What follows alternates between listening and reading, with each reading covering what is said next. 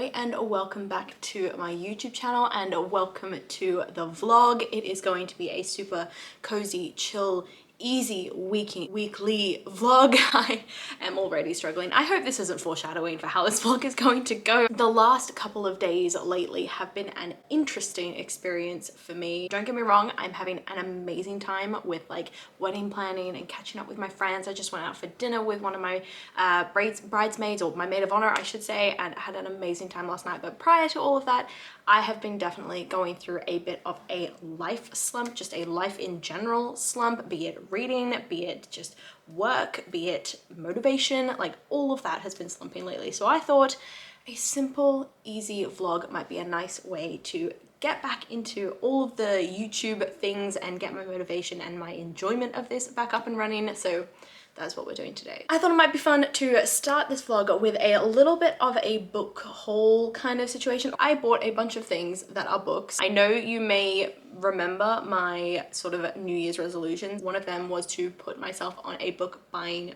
ban, but I did mention that there are exceptions to that rule. The exceptions being that these are books that are bought for me, so someone else gave them to me, or I got a gift card and these books were bought with the gift card. Let's run through the purchases that I've made recently, starting with 3 books that I got from a gift card that was given to me for Christmas by Ben's mum, who I love to pieces. Thank you very much, Sophie. I very much appreciate that gift card, and it was definitely very well spent on the Greenbone Saga series, which, sorry, I almost just dropped that. You can probably guess why I bought this series, and that is just because it was massively hyped towards the end of 2022, I think it was, when people were reading the 3rd book and were just going nuts over how amazing this series is. I tried reading Jade City at the beginning of lockdown and I got really stuck with it. I really struggled through it because I think it was the wrong book to pick up when I'm just getting back into reading. I needed fun, easy things.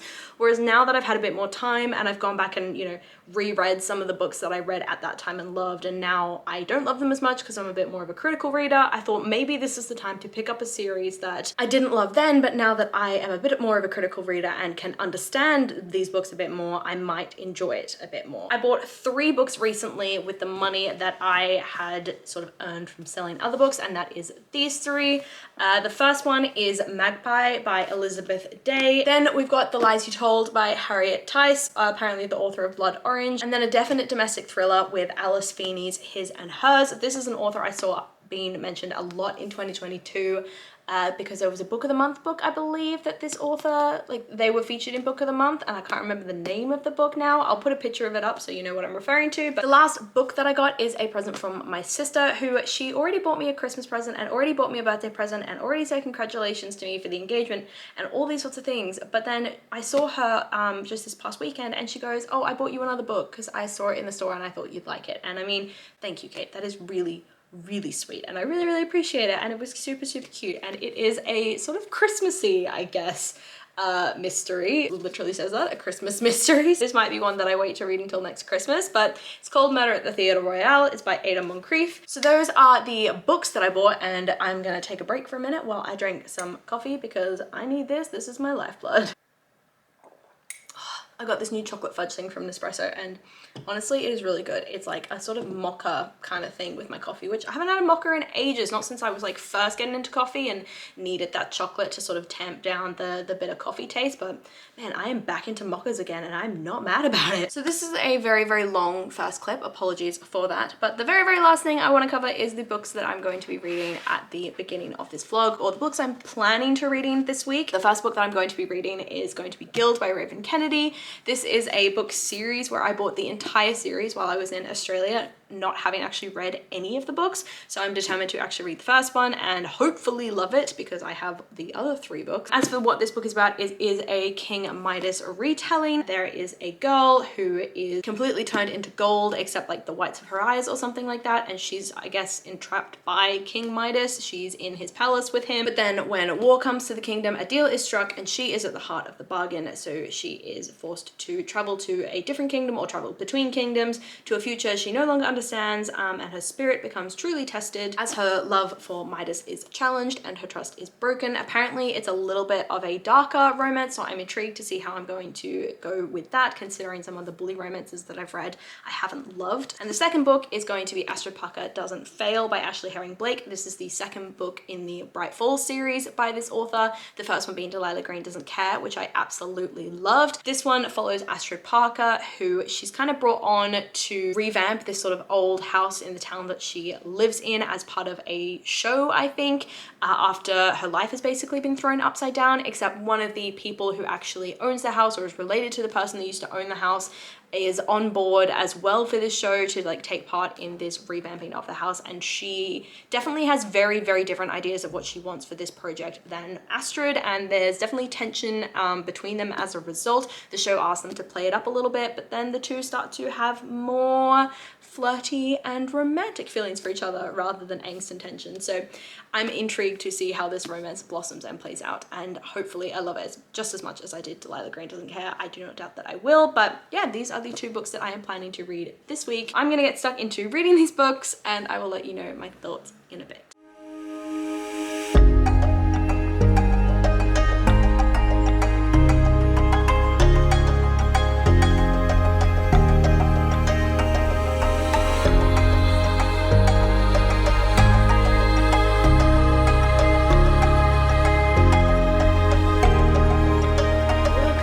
People, it is 4:20 p.m. same day, and I am hurting. I am in pain. This book has hurt me because I have somehow gotten really, really attached to the main character in the space of like 10-15 pages. Everything that happens after that just kind of hurt me. I am 82 pages into this book, and I definitely should have paid more attention to the trigger warnings. They are very brutal. Now I really want to read the rest of this book, but also don't because I might cry. But as for my sort of general thoughts so far, I am enjoying the book. I think it's a very, very intense read because of the relationships that are like going on between the main person Oren and King Midas, and then between her and King Midas's wife, the queen, and then her and all the other saddles as they're called, which I mean, you can imagine what that means if you haven't read this book.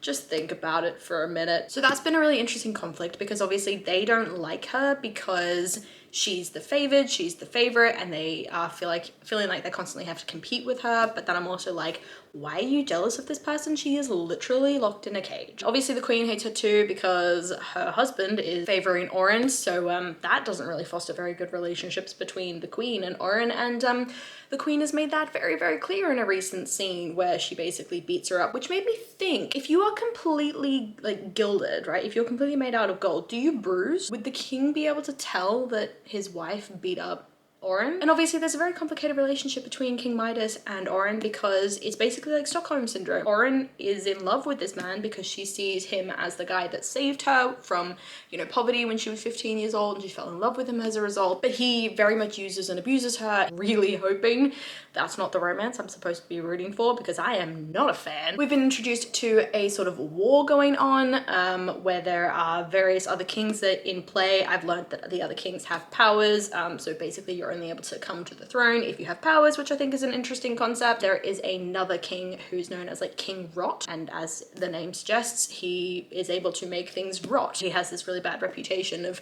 basically destroying his kingdom by making things rot and die. So that's fun. There's a sort of conflict happening at the moment where two of the kings are striking up an alliance to go and take over the Fourth Kingdom's land and get rid of King Rot. Lovely Oren here is part of that trade, and it is despicable. I'm enjoying the book, but it's killing me emotionally and mentally because the trigger warnings are intense, and I should have paid more attention, but I didn't because I've never read anything like this. That's kind of what I'm doing on the book front. As for life stuff, I've just gone and grabbed myself some food. I had some chips from the little kebab shop down the road, which are really, really nice, super, super cheap, super easy. Just wanted something snacky, so I went and got some of those, eaten those, finished my coffee. I don't really know what I'm going to be doing tonight. Probably just like reading more of this book. Ben's made this beef and veggie curry thing that we put with rice, and there's some of that left over, so we'll probably have that for dinner tonight. Just chilling, just chilling. I should be doing wedding planning tonight, but I'm gonna take a break because it's been busy. Anyway, you guys probably don't care about all that. So I am going to get back to reading my book and update you probably when I'm bawling my eyes out because of what Oren is about to have to endure. You can probably hear my washing machine going in the background. Apologies for the noise. I accidentally spoiled myself by flicking forward to see how many pages were in this book and found out a character that I'm actually kind of growing to like dies at the end of this book. Not super happy about that. I'm also beginning to suspect, because like I read a few blurbs of this book that basically said it's for fans of A Court of Thorns and Roses and the whole ACOTAR series. And everybody knows, obviously, in the ACOTAR series, I'm going to put my hand up if you haven't read this series because what I'm about to say is a spoiler. Skip forward until I've put my hand down if you have not read the ACOTAR series and still want to. Hand up, spoiler time. Everybody knows that in the ACOTAR series, the first book is about Talon and Feyre's romance, and then it is all flipped on its head and she falls in love with Rhys from the second book onwards, and that becomes like the true romance of the series, because the first romance with Tamlin and Feyre is obviously a very abusive romance. I think the same thing's gonna happen in this.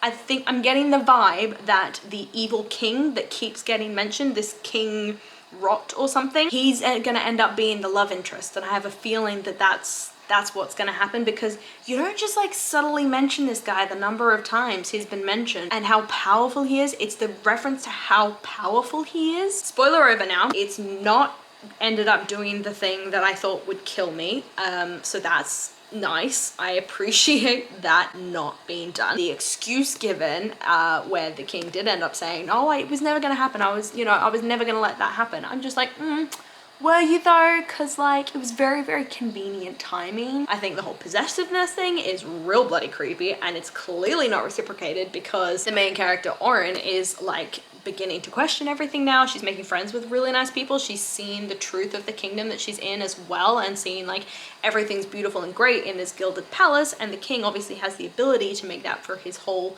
kingdom because he can turn things to gold with his touch, but he's obviously not done that. I'm enjoying this more than I thought I would, which is good because I've bought the whole series. I might end up turning this vlog into just me reading this series, and the book that I had meant to read next might not actually get read. Maybe make a bet down below on what you think is actually going to happen later on in this vlog, and we'll see how many of you are right. Dinner is on the way, and I'm gonna keep reading and hang the washing out once it's finished, because clearly it's very loud and very present. This is all happening in the same day, all these updates. I always start my weekly reading vlogs like really on it and, you know, filming multiple times in one day, and then by the end of the week it's like, oh, I haven't talked to you for 3 days, aka half the week. But we're gonna try and make it different this time. We're gonna try and do daily updates.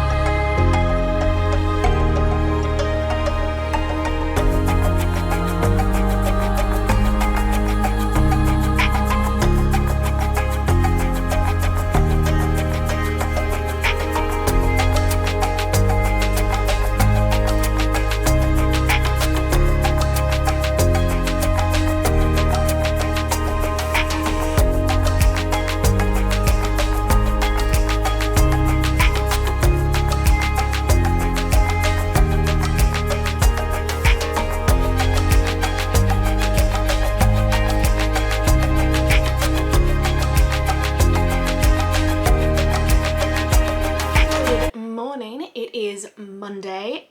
It is the morning. I haven't started work, but I have had my coffee, so I'm feeling like I got lots of energy. Yes, I am wearing the same top that I was wearing yesterday. No judgment here. So far this morning, I've been to the gym, filled out my budget planner, and read a chapter of the second book that I'm reading in this vlog, which you will find out what that is in a second. It's probably not going to be any surprise to anyone considering my updates last night. And I've gotten ready, I've showered, I've had breakfast, I've had coffee, I'm ready to start work for the day. The last thing on my to-do list before I log into my laptop is film this update real quick. And this update is to say that I finished Guild by Raven Kennedy in pretty much one sitting last night. I could not put this down. I gave it 4.5 stars. I enjoyed it immensely. And as you could probably guess, I decided to scrap all the plans that I made at the beginning of this reading vlog. I'm now like 30 or so pages into Glint by Raven Kennedy, but we're getting ahead of ourselves.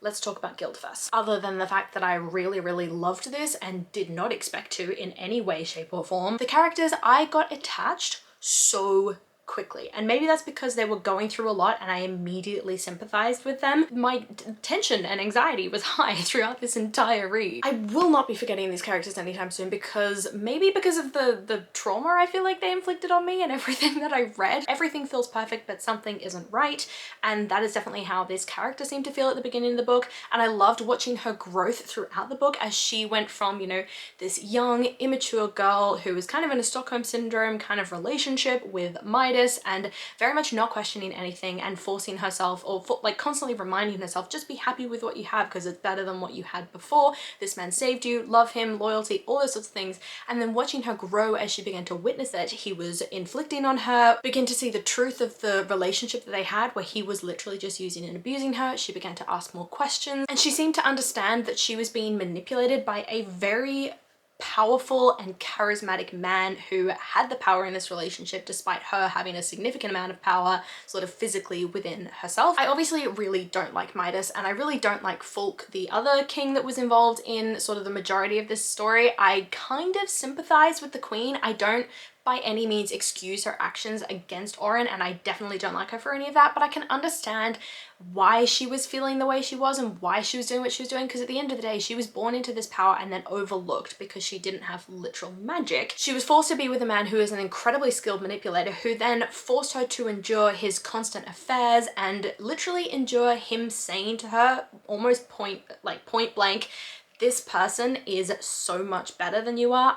She is my favored. I am gonna like cover her in gold and you're just like an annoying thing that I had to marry in order to get to the power position that I am now. In terms of the atmosphere of this read, it was genuinely like I was anxiety ridden the entire time that I read this book because of the trauma being inflicted against Oren, because of the situation she was being forced into, the kidnapping. I thought that the conflict and the relationships between her and the other saddles was especially interesting because they were all kind of in the same boat, but the other saddles saw Oren as like an enemy because she was favored and she was supposedly had this like better life than they did, and she probably did, but she was always ostracized, she was always alone. It was like a punishment of a different kind, and neither of the groups were really able to relate to each other until sort of towards the end when the other saddles begin to understand that Oren's just trying to help them because she doesn't want to be so separate. She's beginning to open herself up to this other world of people who are not happy with where they've been put by the king. I really enjoyed the writing. I feel like it evoked a lot of emotion from me that I didn't expect. My one issue I think I had with this book was that some of the moments throughout the story did feel like they lagged a little bit. Like I didn't need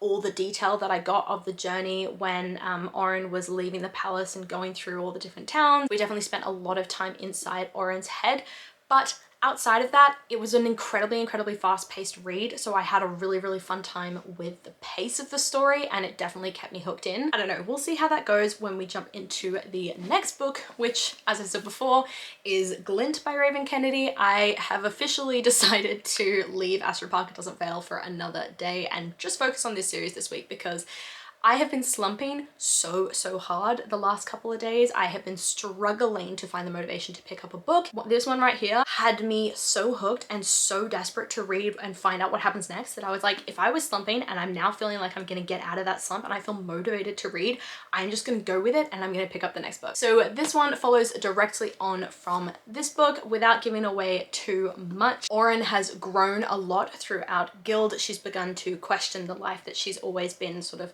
forced into, and she's now with a very different kingdom. I feel like I'm giving things away without even trying to, but she's now in a very different space where she's going to very much see the other side of things. She's definitely been in like King Midas's little bubble for a really long time, and so now I think she's going to see how the other kingdoms see him. Oren and Midas are separated, so I presume there's going to be some level of them trying to get back to each other, or at least Midas trying to get to her. Another thing that I've noticed very quickly in this book, it's multi-POV. I think that always really helps with the expansion of a world, especially when all the different characters that you're following are in different parts of the kingdom. I'm excited to read this one. But yeah, I am now needing to log on to work for the day, get some stuff sorted, and then do some reading on my lunch break and after work today. I think Ben mentioned that there's a game that's been turned into a TV series called like The Last of Us or something. It's about like a zombie apocalypse. There's this one girl that seems to have been attacked by zombies, like she's a really, really young girl, but then didn't turn into a zombie herself, and everybody has no idea why. Maybe she is the cure, maybe there's something about her DNA, her blood, or her something that makes her the cure. So I think the whole premise of the show and of the game is like trying to get this girl to a specific place where they can like study her a bit more. I don't really know. Anyway, I don't really know much about the show, so Ben and I are going to watch that tonight because he really, really wants me to give it a go, and he really wants to watch it together because it's a game that he really loves and he thinks I might like it, but we shall see because it's not the sort of thing that I would usually watch. Anyway, I'm rambling. I'm gonna get to work, and I will update you guys in a bit and just keep this chill, fun weekly reading vlog going. Hey, it is a Wednesday morning right before I'm about to start work, and I am 376 pages into Glint by Raven Kennedy, and yeah, I have some thoughts, a few ideas that I wrote down while I was reading. Let me just run you through them real quick before we go a life update. First thought is continuing to really enjoy this. It's moving a little bit slower than I would personally prefer, but I'm still enjoying it, so good signs all round. The second thought that really, really hit me the minute I picked up this book again after my last update is the hardship and trauma that Oren has gone through throughout her life is beginning to make me sad on a whole new level. It's gotten to the point where she assumes that every new person, every new group that she's with, she assumes they're going to hurt her. It just hurts my soul. It hurts my soul that that's the automatic assumption. But anyway, that was sort of like a really, really big thing that I noticed throughout this book. And then the last thing that I have noticed more recently is that the Rip, I think Commander Rip's wrath, his group of friends, is really strikingly reminding me of the inner circle in ACOTAR. It's definitely really leaning me towards the idea that this feels very much like an ACOTAR repeat in a lot of ways. And I'm not mad about it because I love the ACOTAR series and I'm so happy to be in a world that reminds me of it because I've been trying to find another series that makes me feel what I felt in ACOTAR. And it's really nice that this provides that, but it still makes me giggle every now and then. I am loving watching Oren develop as a character, watching her doubts that turn into full-on like skepticism about the life that she led previously, the cage that she was in. She's beginning to question Midas. She's beginning to question her loyalty, and it's just fascinating to finally watch her have that realization and have that moment, and I'm having so much fun with all of that happening. As for where I'm up to in this book at the moment, I'm obviously right near the very, very end. I'm loving the point of views that I'm getting of Queen Melina, who is kind of, I guess, a villain in this story. I really hoped that her and Oren would kind of band together girl power style, you know, come together over their mutual hatred of Midas, but Queen Melina definitely seems to have diverted her hatred of Midas onto Oren and is blaming all of that on Oren, so I think she's obviously going to become a real like player in whatever conflict happens over the next couple of books. Kind of sad about that. A really interesting conflict has kind of just happened where Rip has somewhat made his feelings about everything really, really clear. He's definitely kind of heartbroken from that, so I'm interested to see how that relationship develops as she begins to find out more about him. There's one thing about him that I was spoiled for and I'm really annoyed at it because now I know it's going to happen, and it would have been a really cool shock factor moment if I didn't know it was going to happen. But let's be honest, I kind of predicted it anyway, and I'm saying all of this knowing you guys probably don't know what I'm talking about unless you've read this book, and then you 100% know what I'm talking about. And it's like, if you know, you know. I'm enjoying this book. I'm nearly finished. I cannot wait to get into the third one. This is definitely going to be a week of just me reading this series. So sorry if that is not what you signed up for when you clicked on this video. Sorry if you were really hoping to hear my thoughts on Astrid Parker Doesn't Fail, but that might be next week's vlog. That's what I'm doing at the moment. As for life plans, there's a lot of like social media activity going on at my work at the moment, which I'm head first like diving into and really, really loving. A lot of analysis, a lot of audits, and that is keeping me very, very busy. So time to, you know, take my lunch break is really decreasing at the moment, but that's fine because I'm loving what I'm doing. I've also got a day off next week that I've just booked in because Ben and I are going a wedding venue visiting. Someone's just started vacuuming the hallway outside, so sorry if you can hear that. We've got Monday booked off next week to go and visit a couple of venues, which I'm super, super excited for. And then I think I'm gonna go to Oxford this weekend to go and see my sister. So have a bit of a girls' weekend and enjoy just spending time together. Lots and lots of planning going on at the moment. It's been a very, very full couple of days, and it's only Wednesday. Like, I can't believe it's only Wednesday. It feels like it's been an entire week in the space of 3 days. Anyway, I am rambling. You guys aren't interested in this. Let's get back to working. I was about to say reading, but let's get back to working because my work day is about to start. Hey, it is Friday and I have just finished work for the day, and I have also finished Glint by Raven Kennedy. I finished this on Wednesday or Thursday. I think it was Wednesday, and then I started the next one on Thursday. I don't know, something like that. I finished this book and I got, or gave it, I should say, 4 stars. I enjoyed it slightly less, I think, than the first book, but it was definitely still a hit for me. I'm definitely still getting major ACOTAR vibes from this whole series, but I'm enjoying the fact that it's a bit more sort of slow burn in terms of the romance. Anyway, as for my full thoughts on this book, I think Oren especially grew so much in this story, which I really loved, because it was just like the roots and the depth of the trauma that she had experienced with Midas was really delved into in this story, to the point where I actually felt myself starting to get really emotional about it, because she had those immediate assumptions that I'd talked about, I think in the previous clip, about how she would immediately assume that any man or any captor that she was around would want something non-consensual from her. And it really shows the level of trauma that she'd endured, that she was kind of squashing down and not acknowledging for the entirety of the first book. And then her complete and utter surprise when someone wanted to do something nice for her, or help her, teach her how to fight, or just have a conversation with her. How amazed and surprised she would be by that, how she thought that was the exception, was, again, it hurt. It all hurt. So much about this book and her development as a character hurt. Outside of that, watching the seeds of doubt get planted in her mind by Rip and the Wrath and various other members in his sort of army and the Fourth Kingdom was really interesting for me, because obviously she was portraying Midas and the life that she was living in the first book in a very sort of rose-colored glasses kind of light, whereas this one is when you finally start to see that rose-colored tint fade, when she finally starts to realize how everybody else sees Midas, especially when she's traveling through the Sixth Kingdom and when she gets captured by the pirates and then captured again by the Fourth Kingdom, and then finally sees Midas again, and she really actually begins to question this life that she's always believed, this idea that she's always believed, that she was in cages and everything for her own protection and for everyone else's protection. She really begins to question that and see the level of control and manipulation that Midas had over her, and just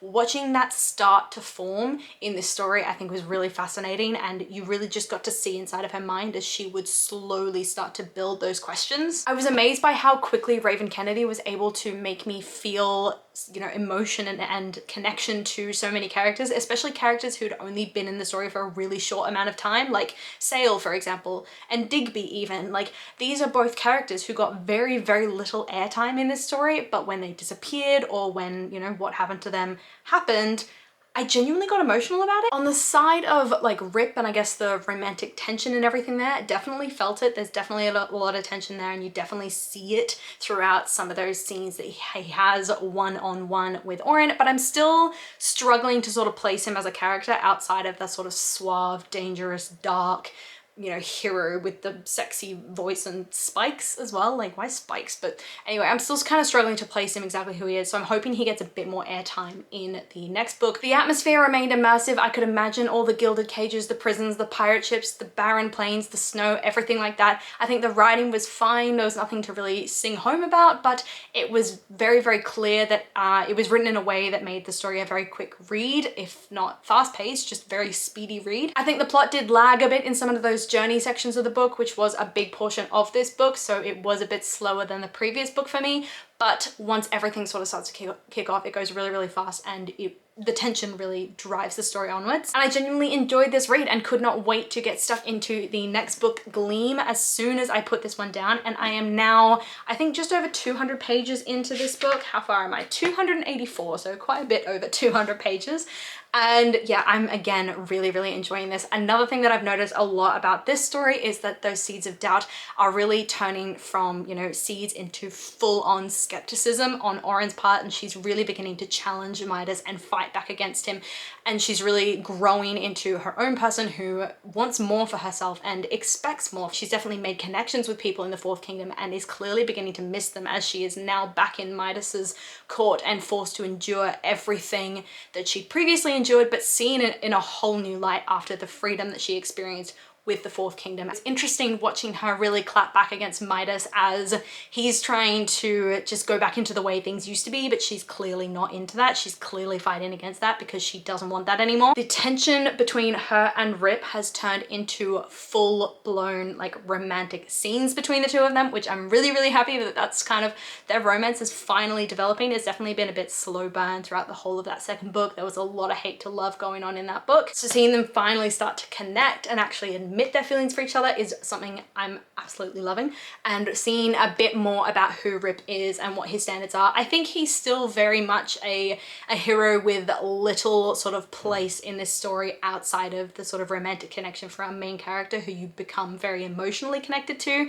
He's kind of like a tool, I guess, for her, and not necessarily sort of a character within himself that's given a lot of depth, but I think that's fine because I think the relationship that I'm most interested in exploring at the moment is the one between Midas and Oren as she starts to fight back against him. Yeah, I'm really enjoying this book. I'm loving that she's back in the kingdom and seeing it in a very different light to how she did previously. I'm loving the conflict between Midas, who's kind of like the occupier in the Fifth Kingdom, and then the prince whose father previously died and he's the rightful heir to the Fifth Kingdom but is way too young, but very, very pompous and privileged. All the horrible words for someone who has a lot of power but really shouldn't. We're getting to see the Third Kingdom come along and play a role in there as well. So now we've got like 4 different kingdoms at play in this one story. I'm looking at the second and first kingdom being like, when are you guys gonna pop up? Because I want to see what you guys think of all of this. As for right now, I finished work for the day, so thank God that it's finally the weekend and I get to relax. It's been super, super hectically busy this week, as January's tend to be, as all of our clients want planners for the rest of the year. So it's been massive amounts of admin and research and everything going on at the moment, as well as a few other projects that I'm involved in, which has been very, very exciting, learning a lot, loving all of that. As for tonight, Ben is cooking dinner because he is an absolute star. He knows that I am not a good cook, so I just like chop up the veggies and then hand it off to him and he goes, yep, I'll combine it all into something amazing, and he always does. Tomorrow, Ben and I are hanging out with a few friends. We're going out for lunch, going to meet our friend's new baby, which is super, super exciting, though I am terrified. Babies terrify me because I'm scared I'm going to like break the baby because they're so fragile and so little that it's just, they scare me. And then wedding venue visits on Monday, which I feel like has been, you know, we've only been planning the wedding officially for like 2 or 3 weeks, but it feels like this has been forever in the making to finally go and visit some venues and ask all our questions and find the perfect place for us for when we get married. Lots and lots of stuff heading for this weekend and I'm keen for all of it. So tonight is just going to be relaxing, reading, chilling, and taking a beat while I can. That is what I'm going to go and do, and I will check in with you guys later. You know, I very often decide I'm going to film an update for my vlogs, and then I sit down in front of my camera, turn it on, get everything sorted, and then realize I don't know what I'm actually gonna say. I haven't planned anything other than it's Saturday morning and I am still reading Gleam by Raven Kennedy, except now I am at page 540 after being at page 199 the last time I updated you, which was the end of the day yesterday. So it is easy, very easy for me to tell you that this is such a speedy read and I am enjoying it so much. The tension finally broke between Midas and Oren, and they finally had their sort of big proper like fight with each other after everything she'd been doing to rile him up and piss him off. And then she was basically left alone for the next 3 days to really come to terms with everything that she was feeling and come to terms with the relationships that she was willing to have with different kings, different kingdoms, finally get what she wants straight in her head. Goes and tells Slade that, and then the tension finally broke between them, and we got a point of view from Slade as well, which was impeccable because it was one of those like perfect moments where he goes and tells someone that she had been attacked by Midas, and that person's like, right, we're gonna go kill this guy, like tell me when, tell me where, let's get it sorted. So you know that like Slade's inner circle is there for her as well, which I love to see. Though there has since also been a bit of a twist, a bit of a complication that I did not expect to come along. Well, kind of expected, because it involves a queen who has the ability to sort of manipulate voices, so she can like carry voices to her and hear things and secrets and everything from far away, and she's definitely heard some things that Oren didn't want her to hear. And now there seems to be a little bit of a rescue attempt underway, I guess, for Oren and then a lot of the other saddles, because now Oren is realizing that this new queen will potentially see them as a threat, and so she has to protect them. Hello, Ben. Okay. So rude of him to interrupt just then, but anyway, he's gonna go keep getting ready for today, which now that I finished talking about this book, today the plan is to go out to lunch. I think I mentioned all of this last night, but we're going out to lunch with a few of Ben's work friends and their partners. There is going to be children there, which terrifies me, but that's fine. There's also going to be a dog who I've heard is very, very cute, so super excited to meet the dog. I've become a gremlin reading this series. It is bad, but I love it so much. That is the update for this morning. I'm gonna keep this one short and snappy because I don't have a ton to say. I just wanted to come and chat to you guys before I head off for the day, and maybe update you at the end of the day when I'm a little tipsy. That could be fun. I don't know, we'll see. I'll see you guys in the next clip. Hey guys, it is Sunday and this is going to be the end of this vlog. I am wrapping up this vlog here because I think it's been going for roughly a week now. I have a killer headache. I've got tons more filming to get done today, and I've got a ton more reading I gotta get done today as well. So I figured I'm just gonna wrap this vlog here and as a nice weekly reading vlog, and potentially pick it up when I actually finish reading Gleam by Raven Kennedy. I have had such a busy weekend. I am so tired, so the idea of reading anything right now when I've got such a killer headache and my eyes are so tired just is like not what I want to be doing. So I'm gonna put that down for now and potentially pick up this vlog for like a part 2 as I read the sort of second half of this series. Hopefully enjoy it as much as I have been. So yeah, this is, I guess, my sort of weekly reading vlog for the week and reading this particular series by Raven Kennedy. I have loved reading it so much. Obviously I did not go into this week planning to be doing this, but then got absolutely hooked on Guild, absolutely hooked on Glint and Gleam as well. Yeah, I hope you enjoyed this video. Come and let me know in the comments down below if you've read this series, if you love it just as much as I have, or if you're getting those same like ACOTAR vibes that I've been getting from the series as well. I really want to know that I'm not going insane and this is something that everybody is kind of experiencing, but come and let me know about that in the comments down below. I love talking to you guys and I do my best to reply to every single comment. I really hope that you enjoyed this video, and if you did, please do let me know by liking, subscribing, and hitting that notification bell all down below. It is a super easy way to help my channel grow, and I will see you lovely people in my next video. Bye!